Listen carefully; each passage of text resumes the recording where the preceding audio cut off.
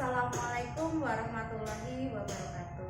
Waalaikumsalam warahmatullahi wabarakatuh. Selamat pagi, salam sejahtera untuk kita semua. Semoga kita berada dalam lindungan Allah Subhanahu wa Ta'ala. Baiklah, pada kesempatan kali ini saya akan sharing bersama teman-teman semua, teman-teman sejawat pendidik di lingkungan Semarang Tengah. Baiklah, yang akan saya sampaikan hari ini berkaitan dengan pendidikan di dalam pengajaran kognitif yang disampaikan oleh Vygotsky. Sehingga hari ini kita akan belajar bersama, yaitu tentang perkembangan kognitif dan belajar yang disampaikan oleh penemu teori Vygotsky. Nah, belajar adalah proses psikis yang berlangsung dalam sebuah interaksi, sehingga antara subjek dengan lingkungan akan ada yang namanya interaksi. Interaksi yang dilakukan adalah berkaitan dengan pemahaman, terkait dengan perubahan yang akan menghasilkan suatu keterampilan yang dapat dilakukan oleh anak di lingkungan sekolah maupun lingkungan rumah. Yang selanjutnya yang ingin saya sampaikan adalah salah satu teori, yaitu perkembangan kognitif. Sebelum ditemukan oleh Vygotsky, ada penemu lain yang sudah menyampaikan teori ini. Hanya saja tidak sama sepenuhnya dengan yang disampaikan oleh Vygotsky. Dalam teori belajar ini, yaitu teori belajar kognitif, berhubungan dengan perkembangan dan interaksi, sehingga terjadi interaktif antara yang ditemukan oleh Gesell, Wiener, dan Piaget. Ketiga tokoh penemu yang menemukan teori berkaitan dengan teori belajar perkembangan kognitif. Mari kita simak satu-satu apa saja yang ada di dalam teori Vygotsky yang berhubungan dengan perkembangan kognitif belajar. Baiklah, akan kami sampaikan bahwa pembelajaran kognitif memiliki popularitas yang membumi atau mendunia, sehingga di dalam dunia pendidikan pastilah kita tidak asing lagi dengan yang namanya perkembangan kognitif. Kita ulas lagi apa itu perkembangan kognitif dan apa yang sudah disampaikan oleh Vygotsky. Baiklah, pandangan metrik yang berkaitan tentang hakikat manusia, yang berkaitan dengan kemampuan manusia atau kemampuan anak yang dapat menguasai lingkungan. Kemudian anak-anak juga mampu memenuhi kebutuhan, yang artinya adalah hakikat untuk mewujudkan potensi kreatif yang ada dalam diri seorang anak. Yang selanjutnya, menurut Vygotsky adalah orang dewasa berpengaruh di dalam perkembangan kognitif anak. Apa itu? Kita simak lagi bahwa orang dewasa dapat mempengaruhi peningkatan perkembangan kognitif anak dengan cara terlibat langsung dengan anak-anak saat kegiatan, seperti contohnya kegiatan menantang atau kegiatan eksplorasi yang dapat dilakukan oleh anak bersama orang tua. Kemudian dengan melihat keterlibatan antara anak dan orang tua, itu merupakan bentuk dari kegiatan yang dapat menjalin hubungan interaksi di antara keduanya, yaitu hubungan interaksi yang baik antara orang tua dan hubungan interaksi dengan anak. Sehingga anak-anak dapat mengekspresikan apa yang menjadi pengalaman mereka, apa yang mereka rasakan ketika mereka melakukan kegiatan yang menantang tersebut. Bisa dilakukan dengan kegiatan di luar kelas seperti outdoor, atau kegiatan lainnya yang dapat dilakukan secara bersama-sama. Nah, selanjutnya yang saya akan sampaikan adalah perkembangan kognitif bisa berkembang di dalam diri anak. Tentu tidak lepas dari yang namanya lingkungan sosial dan budaya. Lingkungan sosial dan budaya dipengaruhi dipengaruhi juga oleh faktor-faktor biologis yang ada di dalam perkembangan seorang anak. Contoh, anak usia 6 tahun yang tinggal di Irian Jaya pastilah akan berbeda dengan anak usia 6 tahun yang ada di Jakarta. Dalam hal apa mereka berbeda? Contohnya adalah ketika anak usia 6 tahun yang ada di Irian Jaya, mereka akan lebih pandai untuk mencari jejak ketika ada di hutan, karena lingkungan sosial mereka dan lingkungan yang ada di sekitar adalah hutan. Sedangkan anak Jakarta dengan usia 6 tahun, mereka akan lebih pandai ketika memegang gadget, mengoperasikan gadget daripada mencari jejak yang ada di hutan. Itu pastilah dapat kita temui contoh-contoh yang mudah lainnya. Kemudian dapat dikatakan lagi adalah Vygotsky berkata, anak dapat belajar dari orang lain. Dapat digarisbawahi bahwa anak dapat belajar dari orang lain. Maksudnya adalah dengan cara menginternalisasi proses yang mereka gunakan dalam dialog, sehingga dapat kita ambil maknanya ketika anak bertemu dengan temannya, maka akan terjadi yang namanya sebuah dialog. Dialog yang terjadi tidak hanya dengan dirinya sendiri, tetapi terjadi antara dua orang yang berbeda, yaitu dengan dirinya sendiri dan teman sebaya. Karena itu, dialog dapat dijadikan sebagai sebuah faktor yang dapat meningkatkan perkembangan bahasa dan kognitif anak. Contohnya, pembicaraan seorang anak dengan temannya akan membantu melihat adanya sudut pandang berbeda antara satu anak dengan anak yang lainnya. Karena seorang anak memiliki peran, memiliki ide dan gagasan masing-masing, sehingga anak akan dapat mengembangkan bahasa serta perkembangan kognitifnya.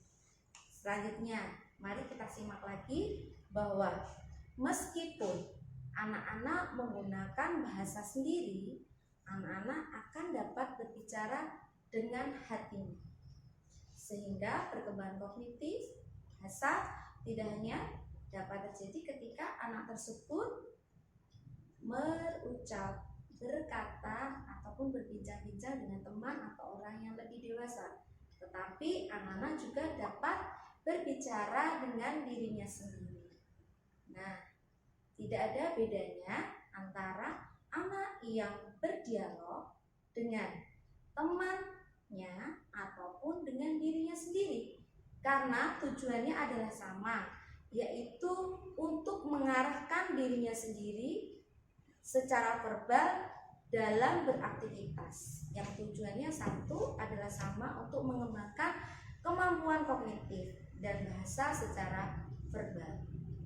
Nah, baiklah, yang selanjutnya nih, Vygotsky berkata bahwa pembedaan tingkat kemampuan potensial yaitu kemampuan yang dapat dicapai seorang anak saat memecahkan suatu masalah secara mandiri. Sehingga intinya dapat kita saring bahwa anak dapat memecahkan masalahnya sendiri tanpa bantuan orang lain. Seperti apa itu? Mari kita telisik bersama-sama. Kemampuan potensial berhubungan dengan cara memecahkan masalah anak itu sendiri. Kenapa kemampuan potensial sangat berpengaruh? Ya, karena kemampuan potensial mengacu pada kemampuan yang lebih utama. Tak lupa, lebih baik lagi dibantu dengan lingkungan sekitar dan orang lain yang ikut berperan. Nah, selanjutnya kita dapat meningkatkan kemampuan intelijen anak, terutama pada kognitif, karena di dalam perkembangan kognitif itu ada yang namanya proses pembelajaran yang ada di lingkungan kelas, di lingkungan sekolah. Utamanya anak-anak belajar di lingkungan sekolah dan di lingkungan sekitar anak-anak tinggal, sehingga pembelajaran dapat terjadi dengan baik. Guru yang tidak hanya berperan sebagai seorang pendidik dapat membantu anak, terutama saat pengelolaan kelas, dan di dalamnya terdapat pembelajaran kognitif. Seperti apa itu? Ya, seperti memberikan permainan kepada anak, memberikan pembelajaran yang ada hubungannya dengan kognitif. Sehingga di sini dapat dikatakan bahwa perkembangan kognitif itu sangatlah penting untuk anak. Tidak hanya dari dalam dirinya sendiri, tetapi juga dibantu oleh orang dewasa lainnya. Kita lanjutkan lagi. Yang selanjutnya adalah bermain.